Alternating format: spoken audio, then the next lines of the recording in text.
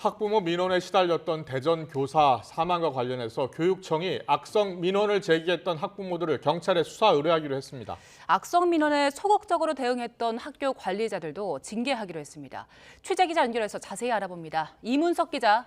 네, 대전 충남 세종 취재본부입니다. 네, 교육청이요. 악성 민원 지속적으로 제기한 학부모들을 수사 의뢰한다고요? 네, 대전시 교육청은 오늘 사망교사 관련 진상조사 결과를 발표하면서 그렇게 밝혔습니다. 숨진 교사가 반복적인 민원 제기로 인해 심리적으로 상당한 위축을 받아 정상적인 교육활동을 침해받았다고 결론 내렸습니다.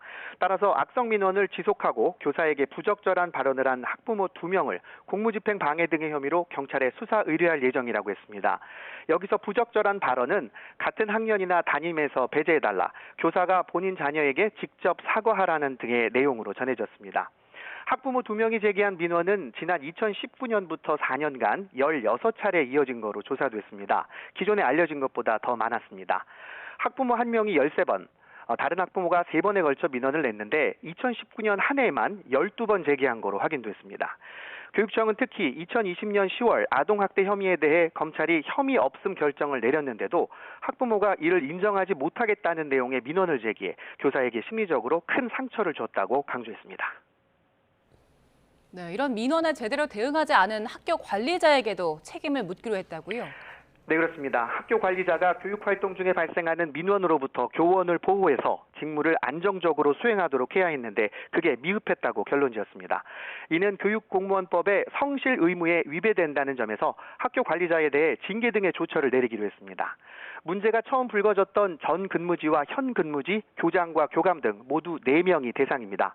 교육청이 이렇게 판단한 데는 학교 교권보호위원회가 개최되지 않은 점이 크게 작용했습니다. 해당 교사는 지난 2019년 11월 말 구두로 교권보호위원회 개최를 요청한 거로 확인됐습니다. 하지만 당시 학교 측은 교사가 관련한 자료를 제출하지 않았다는 이유로 회의를 열지 않은 거로 드러났습니다. 그리고 지속해서 악성 민원이 제기된 2022년까지 끝내 교권보호위원회는 열리지 않았습니다. 교육청은 정당한 교육활동에 대해 반복적인 민원을 받아 교권을 침해당했는데 학교가 교원 치유는 물론이고 교권보호위원회도 열지 않는 등 필요한 조치를 하지 않았다고 밝혔습니다. 특히 지난 2019년 11월 학부모가 오히려 교사에게 지속적인 사과 요구를 했을 때 민원 확대를 우려해서 학교가 소극적으로 대응했다고 꼬집었습니다. 결국 고인에 대한 안전조치도, 해당 보호자와 접촉을 최소화하려는 조치도, 교권 회복에 대한 조치도 모두 미흡했다고 교육청은 판단했습니다. 지금까지 대전 충남 세종 취재본부에서 YTN 이문석입니다.